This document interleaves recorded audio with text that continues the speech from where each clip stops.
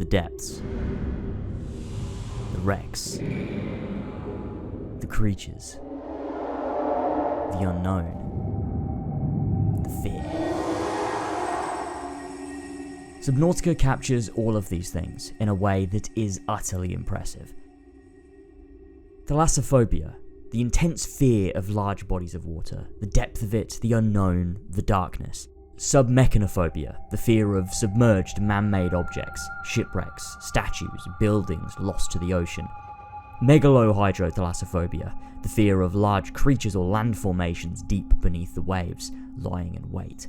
I have lived with all three of these things for my entire life. It's not something that is a huge obstacle or issue. It's not like I spend a lot of my time around the ocean or in the ocean, but when confronted with images, videos, and games where the ocean is a primary focus, it triggers something in me. Anxiety, fear, desperation, and Subnautica was the ultimate test of that. In April of last year, I put out a video summarising my time with Subnautica from the point of view of someone with thalassophobia, and it was a blast to play and to make. To truly come face to face with something I'm deeply scared of was a special video game experience. If you've not seen that video, I'll of course link it down below in the description because this acts as a follow-up, although you can just as easily watch this one on its own too. I want to say thank you for the support, for the love, for the comments on that Subnautica video.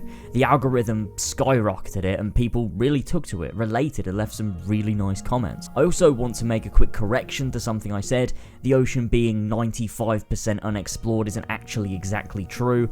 It's an old statistic and we've also virtually mapped out most of the ocean, we just haven't actually physically explored a large chunk of it. I've had so many people pick me up on that and it was just a simple misunderstanding on my part when I was doing research, so I apologise for that. I made the Subnautica video not as a review or a critique of the game, but as a way to document my time with it as someone who has a deep fear of the ocean. And so when the full version of Subnautica Below Zero, the spin-off to the original game, dropped not long after that video did, I knew that one day I'd have to play it. I didn't want to go in straight after the original, I wanted to be able to go in fresh, and with so many other video projects on my plate, I put it on the back burner. But a few months ago, after my original Subnautica video went a bit mental in YouTube's recommended, I decided now was the perfect time, and I didn't just play the game, I streamed it over on Twitch, where you should definitely follow me for future streams, by the way. The link is in the description. The full playlist of the VODs for those streams will also be in the description as well if you want to vibe to my whole playthrough. Fair warning though,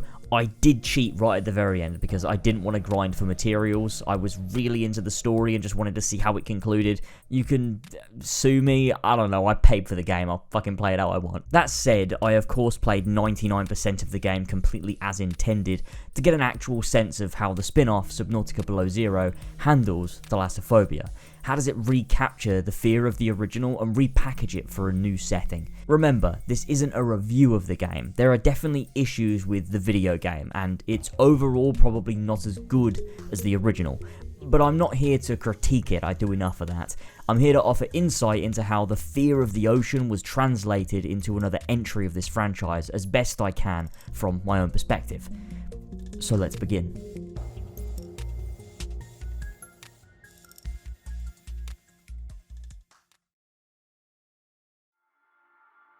The game is called Below Zero, of course, fittingly as it takes place in a more Arctic location on the planet 4546b, the same planet from the original game. This immediately establishes a sense of familiarity, which you may consider is to the detriment of the experience. You know to expect life on a spectrum of small friendly fish sliding all the way up to giant leviathan killer fish. You know which areas are likely to be more dangerous and which areas are likely to be more safe. But this is where the game tricks you. It lures you into a false sense of security for quite a while so it can slowly pull the rug from under you and instill that fear once again. I started this game confident, much more confident than Subnautica. The difference in this map is the ice. When you rise to the surface, no longer can you see the ocean stretching all the way out to the horizon. Instead, you can see barriers, walls of ice all around you. You're trapped. It's not an expanse the same as the original, it's confinement, claustrophobia, yet another phobia to add to my list of those. You'll find yourself often exploring these depths and rising to the surface for oxygen only for the ice to be blocking your path. But which way did you come? How did you come so far away? How will you reach the surface? You're simply stuck, inches away from air but blocked by a thin layer of ice. It changes the way you play. Not only do you have to be cautious of how deep you go, now you have to be cautious about where you decide to ascend. The ice acts as a brilliant tool to make the player feel boxed in, to feel trapped, to feel isolated. You can't just run in any direction. You might hit an iceberg or not be able to surface. You have to consider direction now more than ever, and it just adds to the fear of diving below. A really odd fear of mine actually is the idea of being trapped underwater below ice. Trying hard to crack the ice with your fist, but being entirely unable due to the pressure and friction caused by the water. All your strength sapped until you run out of air, entirely powerless to change your fate. This is perhaps Below Zero's greatest strength above the first game, and one that actually adds greatly to the fear. In talking about rising to the surface, this game does something unique to the first in that of weather. Something I didn't even really consider when playing the first, but it does wonders for this concept of fear. When you come up for air, sometimes you'll be amidst a blizzard, something that completely obscures your view. Being able to see into the distance and notice shapes and objects, large and small, is honestly quite terrifying. It's one of those things that triggers the Thalassophobia. You don't even really need to be underwater to trigger it. If the object is protruding from the water, it'll do it for me. Similar to the creep vine peeking above the surface in the original. I do think the blizzard obscuring your view also adds to this. It's, again, something about the unknown. I think though the first time I was truly shaken by the weather, and it made me freak out, was during a thunderstorm. Coming to the surface and seeing lightning and dark clouds off in the distance is one of my really weird specific fears when it comes to the ocean.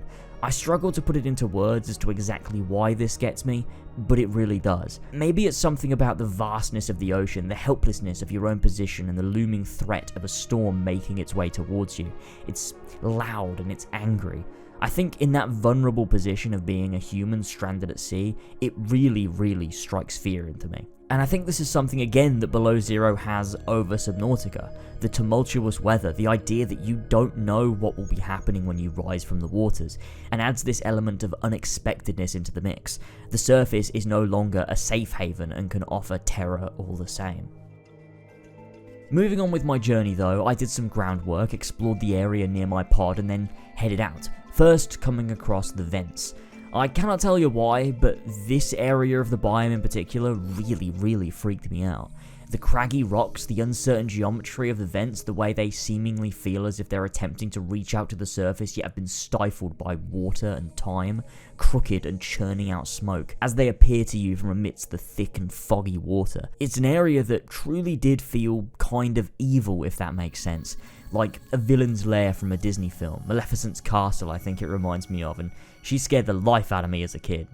Still kinda does, all things considered. As I pressed on, however, I reached areas of much greater depth, and as the land drops off, the water becomes a sickly green. In the distance I saw a shape, and from my experience with the first game, I really wasn't sure what to make of it. Should I turn back? Should I keep going? Fight or flight kicked in, and the way the creature was revealed through those murky waters was just stellar. The atmosphere is still so strong, and it got me. Fucking got me. I went into this game feeling confident and feeling ready to face it, and it still bloody got me. Of course, this was just a glow whale, the friendly Leviathan class creatures that I did come to love in the end, but for that first encounter, it did get me all the same. As I continued to the last known position of the pilot, I once again found myself confronted with a drop-off, with rocks suspended in the water, vines hanging down into the green discoloured water, going down and down into seemingly nothingness. And that's where I had to go. I had to explore deeper. I certainly wasn't ready. I wanted to reach the surface to get my bearings and decide my next move, but as I did, I realised that it was night and the storm wasn't over. This sight, you can't tell me it doesn't make your skin crawl. I felt so alone, so isolated and vulnerable, and of course I immediately headed back to the safe shallows of my base, shocked that somehow this game that I felt was so familiar had managed to win, pull one over on me and send me running home with my tail between my legs. When I'd finally done some upgrading, gathered myself, and explored some more safer areas, I decided to head back to the pilot's last known position. I wanted to conquer it. I wanted to see what it had to offer. Down I went into the depths of these waters, trying desperately to find what I was looking for, and that's when I noticed this game handles shipwrecks so much better than the original. I never got any sort of fear from the Aurora, despite the size of it, and didn't get crazily freaked out by the wrecks either.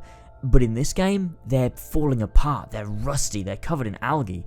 This was without a doubt another of Below Zero's greatest strengths. They managed to reinvent the concept of the underwater wrecks and make them feel fresh and terrifying once again, overgrown with underwater plants and really lost to time. I mentioned in the first video looking at the wrecks of old ships, specifically using footage from the Titanic, really sets me on edge. It's so hard to look at that, and this exactly matched that feeling. The one thing I felt didn't land perfectly from the first game was made right in Below Zero. It made exploring these wrecks all the more chilling, and it was both a joy and distressing in equal measure. The use of underwater air-filled plants makes going deeper different from the first game, in the first, you'd have to think about your oxygen and make your way out as soon as possible if it was going to deplete. However, in Below Zero, they provide plants which can refill your oxygen slightly, placed around wreckages or caves, so that you can remain in there for longer. This may come across like a poor design choice, making it far easier for the player, but this is where I disagree. With the level design being far more complex, especially in these larger ships, you'll often find yourself lost, turned around and without a clue how to escape, and so it's a mad dash to refill your oxygen, rediscover the exit, and not die. It's less of a feeling like you need to reach the surface in time, and more a matter of feeling internally trapped within the wreck, which I think entirely fits with the theme of imprisonment that the ice conveys from the very start, and it's superbly implemented. Below Zero doesn't have quite as many large predators, and while I do think that makes the original game slightly more interesting and of course more lethal, I'd argue it makes the predators in Below Zero more fearsome. They feel scarier because there aren't many and you don't come across the leviathans that often. When you do see the red of a chelicerath within the deep blue waters that you originally thought was a safe zone, it's pretty terrifying.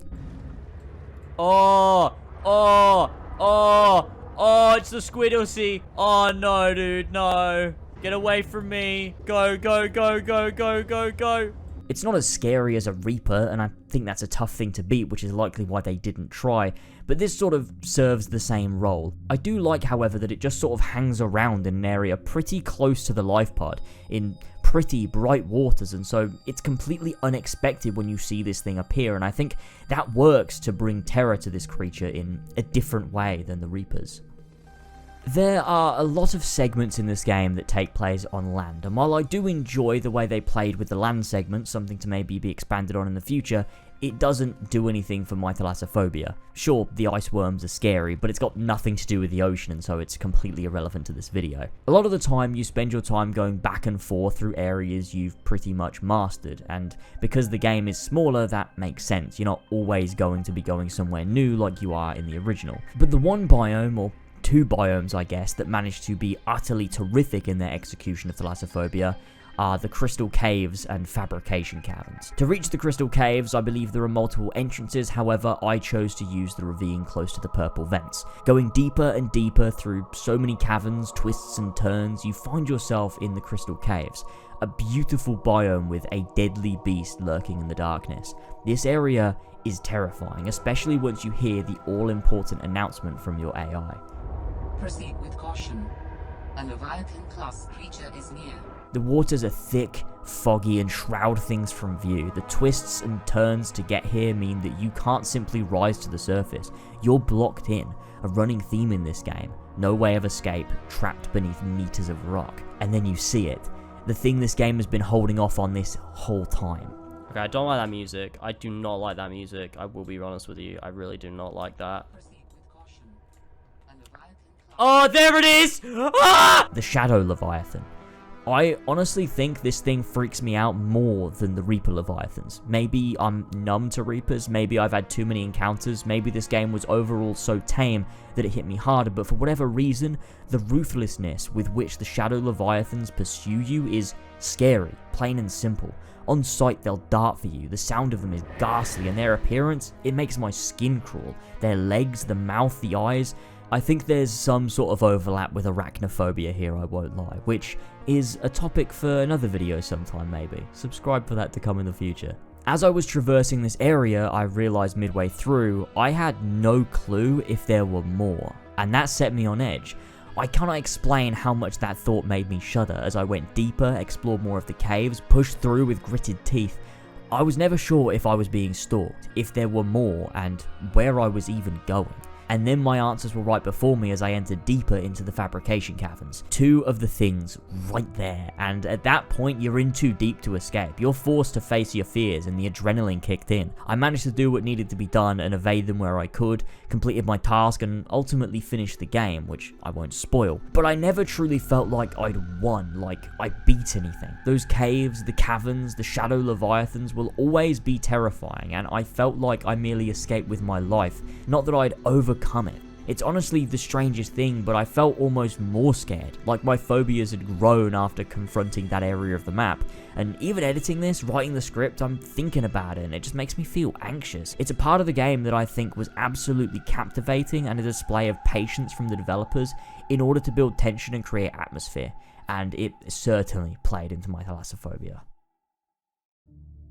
Where Subnautica understood the ocean the same as I did, played on those fears and created something to express that, I feel Below Zero, while having its flaws, be it in design, story, pacing, or writing, manages to take the concepts of fear established in the original and flip them on their head in a way that doesn't feel dissimilar, but does feel unfamiliar. I went into this game expecting similar things on a different scale, and while that's sort of what the game is, the concept of fear, the concept of thalassophobia, is handled differently, in a way that makes it a new challenge to overcome for me.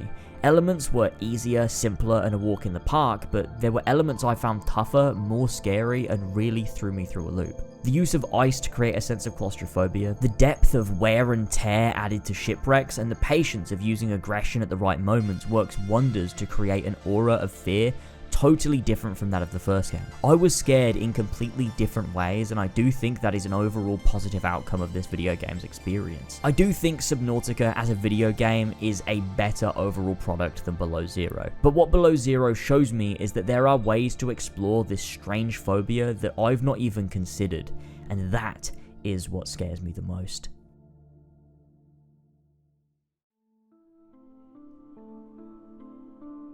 There we go. We're underwater now. That's perfect, right? Well, thank you all for watching the Subnautica Below Zero video. I really appreciate it. I spent a decent bit of time working on this. It was really fun to stream it through. So if you do want to check out all of my VODs so you can see my entire journey with Below Zero, then like I said, in the description. It was fun to write this up. It was fun to make this video. Obviously, not as long as some of my other stuff, but you know, around the same length as the original, which I think was, you know, fitting. That works, right? I do have a few other ideas for phobia-based content, mainly, like I said, during this video, something going over arachnophobia and how that's handled in video games in general. Not a specific game, but I have like a few games in mind, from like, you know, more trivial sort of lesser games to more like intense, immersive, realistic games that handle spiders. I hate them, just so you know. So it could be a fun video, eh? Obviously, I just recently put up my Saints Row video, which, holy shit, thank you so much for the response on that. It's been kind of mental. People have really enjoyed that one. And it's had some really good response, and it's hit the algorithm nicely as well, which I'm thankful to YouTube for promoting me. 3 major projects for this year, until we hit December, which is God of War retrospective, Assassin's Creed 1 retrospective, God of War Ragnarok video, and then we hit the advent calendar in December, where I upload every single day in December. Slightly more low effort content, but I try to make it as fun and entertaining and good as possible, where we just kind of do a bit of everything, and it's just like a nice laugh in the build up to Christmas. I try to like make it festive, make it good, make people happy, I think is really what I'm trying to do, and that's a lot of fun. Lots of streams going on. Follow me on Twitch, the link is in the description of that if you want to come hang with me. And if there's ever a Subnautica 2 or Subnautica 3 or whatever they want to call it, I'll stream it. So that'll be cool, and I'm sure I'll make that into a video as well. Next year's going to be a big year for retrospectives and for videos. Next year's going to be big, so that's going to be a lot of fun. I'm having a lot of fun creating stuff, you know, making videos, working on things. It's just, I feel like I'm in a new era of the channel at this point. Working on stuff I'm, you know, having a good time with, and and doing stuff with It's LazerzBoy, my second channel, where it's a bit more personality based, a bit more, playthrough-y based, but, edited into a style and a quality that I think is on par with the main channel. It's just a different genre. And I'm just really having a good time with it. Thank you all so much for supporting me, and thank you for continuing to support me, and thank you for anyone that's new. I appreciate you joining me, and hopefully you enjoy what I have to offer, and you stick with us, and maybe become part of the greater community, because, we like to vibe here. We do. But I won't keep you any longer. Don't forget to subscribe if you're new, drop a like, all that YouTube stuff. Head down to the comments, let me know your thoughts on Below Zero as a video game, and also in terms of how it handles Thalassophobia. Do you disagree, agree with anything I said in the video? Like, let's just have a bit of a chat. I try to read as many comments as I can. If it ends up getting a lot of views, I struggle a bit, but I still try and keep up with the comments, so I do tend to read most of them, even if I'm not actively replying, so I do still appreciate your feedback and your comments down in the comments, so head down there. And with that said, I will see you all very, very soon for something new. The next big video on this channel will be my God of War retrospective, which should be mid to late October, and that's going to be a really fun one. So stay tuned for that to come. Thank you all so much for the continued support, and I will see you all in the next video, ladies and gentlemen. Bye-bye.